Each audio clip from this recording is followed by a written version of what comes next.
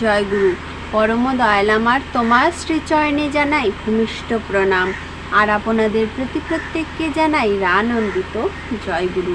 আজকে আমি আলোচনা করব, খাবার যখন খেতেই হবে আমাদের, আমরা তো খাবার সকলেই খাই, কারণ খাবার ছাড়া আমাদের শরীর চলবে না।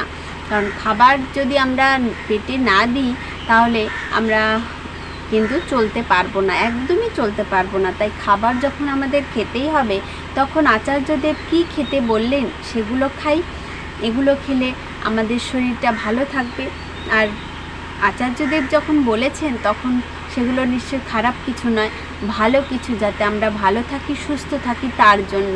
তাই বলেছেন খাবার যখন খাবেনই এই খাবারগুলো খান। কি খাবার সেগুলো তো বলে দেবই। আর কোনো দিন জ্যোতিষীর কাছে যেতে হবে না যদি আমরা এই কাজগুলো করতে পারি। কি কাজ করব চলুন আলোচনা করছি। নাম তো আমাদের করতেই হবে। অনেক নিবেদন আসে বর্তমান আচার্যদেবের কাছে, যেগুলোর সমাধান তিনি খুব সুন্দরভাবে করে দেন, কিন্তু আমরা সেগুলো বুঝতে পারি না। আমরা সব সময় ঠাকুর বাড়ি যেতে পারি না, কিন্তু আমরা বইগুলো পড়ে বর্তমান আচার্যদেবের নির্দেশগুলো শুনতে পারি, তার সমাধানগুলো শুনতে পারি। এগুলো যদি আমাদের সঙ্গে কোনো দিন ঘটে যায় তাহলে আমরা কিন্তু নিজে থেকে সমাধান করতে পারি, কোনো ছোটোছুটি করার দরকার পড়ে না। তা নিবেদন এলো, গৌহাটি থেকে এসেছেন এক মা, বলছেন বর্তমানে মেয়েটা MBA পড়ছে, সব কিছুতেই নার্ভাস, অল্পতেই দিশাহীন হয়ে পড়ে, কি করবে ঠিক করতে পারে না। শ্রী শ্রী আচার্যদেব বললেন একটা কথা হচ্ছে, যখন নির্ভরতা থাকে না তখন নির্ভয় হয়ে বাঁচা যায় না। একটা ছোট্ট কথা ঠাকুর বলেছেন, ভাববার তুমি কে, ভাববার যিনি ভাবছেন তিনি। শুনেছ কথাটা? তাহলে তুমি যদি নির্ভর করতে পারো তবেই নির্ভয়ী হয়ে উঠবে। ঠাকুর ধরেছি কিন্তু আমি আমার মালিক, এই ভাবনাটা মনের মধ্যে সব সময় চলে। দুশ্চিন্তার পিছনে সব সময় আরও একটা জিনিস খেয়াল করবে, মনের মধ্যে দ্রুত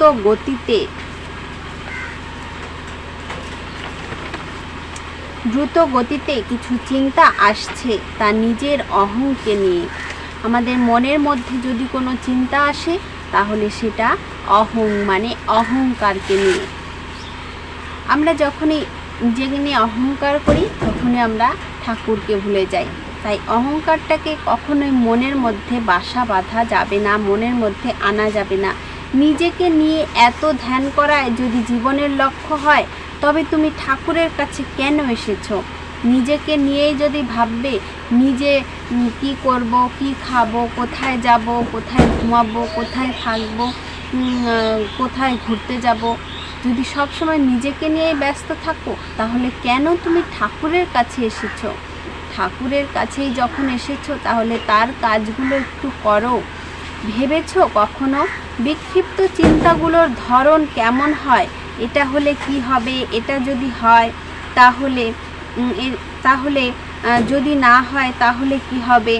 আর এই চিন্তাগুলি কোনো বাস্তবতার উপর আধারিত থাকে না, সবটাই হচ্ছে একটা অবাস্তব কল্পনার ফসল।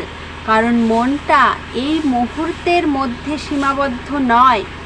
মনটা আমার চঞ্চল, মনটা আজ এখন এখানে আছে, একটু পরে নাও থাকতে পারে। আমি এখানে কথা বলছি আপনাদের সঙ্গে, কিন্তু আমার মনটা কি এখানে আছে? মনটা কোথায় চলে গেছে? মনটা কিন্তু কখনোই স্থির থাকে না, কিন্তু মনটাকে স্থির করতে হয় আমাদের। ধরা যাক এখন 11:45, মনটা মুহূর্তের মধ্যে নেই, সে চলে গেছে 12:15-তে। তার মানে সে আমার অবস্থান থেকে এগিয়ে গেছে, এটাই হচ্ছে সমস্যা। ধরুন আমি এখানে কথা বলছি, এখানে আমি আলোচনা করছি, কিন্তু আমার মনটা আছে কখন আমার আলোচনাটা শেষ হবে, তারপরে এই কাজ ওই কাজ করব। এইভাবে মনটা কিন্তু আমার এক জায়গায় স্থির নেই। মনটা ঠিক মনের জায়গায়, যেখানে যাওয়ার সেখানে চলে গেছে। মনটাকে যদি আমি আমার মুহূর্তের বশে আনতে না পারি তবে ঈশ্বরের আশীর্বাদ আপনা আপনি পাব। মনটাকে যদি আমি আমার বশে আনতে পারি তবেই কিন্তু আমি ঈশ্বরের আশীর্বাদ আপনা আপনি পাবো। মনকে বর্তমান মুহূর্তের মধ্যে ধরে রাখার অভ্যাসটা করতে হবে, আর নিজেকে নিয়ে নয়, ঠাকুরকে নিয়ে ভাবতে হবে বা প্র্যাকটিস করতে হবে। দুর্বলতার ক্ষেত্রে আরও একটা সমস্যা হয়, সিদ্ধান্ত গ্রহণের ক্ষেত্রে মনে অযথা ভাবনা আসে। ধরা যাক আমি কারোর বাড়ি যাব, এখন সেটা নিয়ে কেউ কত রকম চিন্তা শুরু হয়েছে, কারো মনে, অনেকের মনে অনেক রকম। আমি কোথাও ঘুরতে যাব, সেখানে যে যাব সে আদৌ বাড়ি থাকবে তো, তার সঙ্গে দেখা হবে তো, সেখানে থাকার জায়গা আছে তো, নানান চিন্তা আমাদের কোথাও যাওয়ার আগে মনের মধ্যে চলে আসে। যাব, যদি সে বাড়িতে না থাকে, ওর সাথে শত্রুতা, সে যদি ওখানে উপস্থিত থাকে, যদি সে ব্যাপারটা মনে মনে ভেবে রেখেছি, যদি সেটা তারা না করে, আমি যে আদর আপ্যায়নটা তাদের থেকে আশা করছি, তারা যদি সেই আদর আপ্যায়নটা আমাকে না করে, কত রকমের নেগেটিভ চিন্তা মনের মধ্যে আনাগোনা শুধু একটা আত্মীয়ের বাড়ি যাওয়া নিয়ে। তাহলে ছোট ছোট বিষয় নিয়ে যদি এত দ্বিধা থাকে, বড় কোনো বিষয়ে সামনে এসে দাঁড়ালে তো নার্ভাসনেস হবেই। একটা ঘটনা বলি, এখানে থাকেন আলোচনার এডিটর ইশি প্রসাদ ঘোষ। একটা ঘটনা শুনুন। আমি গিয়েছিলাম তাদের গ্রামে, কাউকে কিছু না জানিয়ে, রাত 12টা বাজে। আমার সাথেই ছিলেন সঞ্জীব কুমার মণ্ডল। তার গ্রামের বাড়িতে গিয়ে দেখি কেউ নেই। আমি সেখানে ধাবায় বসে একটা মাটির ঢেলা নিয়ে লিখেছিলাম, এসেছিলাম, শুধু এইটুকু কথাই। কোথা থেকে গেছি, কখন গেছি, কি খেয়েছি, এটা বলার কথা নয়, আমি গেছি কি না এটাই বড় কথা। এই ঘটনা মনের মধ্যে হাজারো কথা ঘুরপাক খায়, এটাই হচ্ছে সমস্যা। মন ইষ্টগুরুর সাথে যুক্ত নয়, যুক্ত হয়েও জুড়ে নেই, এটা মনের সবচেয়ে বড় সমস্যা। এর জন্য জ্যোতিষীর কাছে যায়, নানা জায়গায় যায়, আশীর্বাদ পাচ্ছে, চরণামৃত খেয়ে বেড়াতে হয়, তবুও মন তৃপ্ত হয় না। মনটা ঠাকুরের প্রতি তৃপ্ত হলে জীবনটাই বদলে যায়।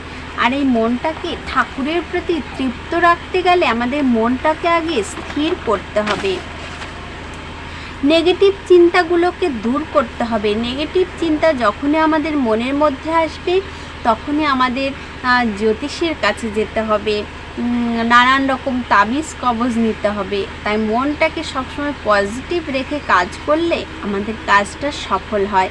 তবুও মন তৃপ্ত হয় না, মনটা ঠাকুরের প্রতি তীব্র হলে জীবনটা পাল্টে যাবে। এই আংটিগুলোর ভার আপনা আপনি কমে যাবে, জীবনটা হালকা হবে।